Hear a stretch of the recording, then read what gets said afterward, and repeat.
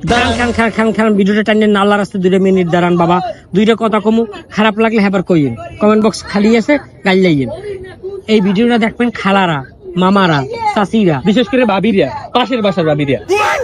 এই মুরব্বী মানুষ মহিলাগুলো আপনারা শুনেন, আপনার কোন লজ্জা? কালকে গরুর মাংস রাখতে পারবো না ফ্রিজে, নিজেরা কোরবানি দিয়ে নিজেরাই বলদ হয়ে যায়, নিজেকে মাংসই রাখতে পারি না ফ্রিজে, নিজেকে মাংস কুচিয়ে কেটে মশা বাঁধতে পারি না, এর আগে আজি আইয়ে কয় কি ভাবি এই লাল ফিতা মোড়টা মোড় একটু ফ্রিজে রাখতে পারবেন? আহারে ফ্রিজটা হেললে কিনে থুই দিছি, মানে ফিরিস তো মৌকো না, ওটা হলো হ্যাগো বাপদাদার সম্পত্তি। কিনছি মোরা কারেন্ট বিল দেই বা নষ্ট হইলে দে হেই ঠিক করি মোরা, গ্যাস ভরি মোরা, আইয়া মাতদারি করে হেরা। ও আল্লাহ, হ্যাঁ যদি থাই ডিপ ফ্রিজ হেলে তো কপালে পড়বে ঠাডা।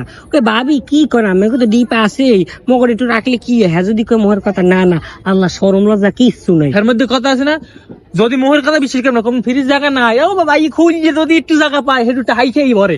হ্যাঁ ভরি বাকি 2 দিন রাখমু ভাবি, 2 দিনে হ্যাঁ 2 মাস হয়ে যায় একটা।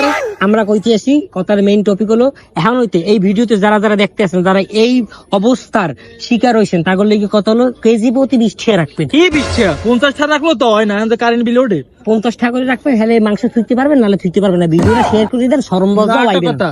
মোসা রাখার আগে অবশ্যই ওই গিট্টু মিট্টু চিহ্ন মিন্ন দিয়ে থুই, তাহলে কিন্তু আমের পোলটা লই ঘুমোই যাই কি রে।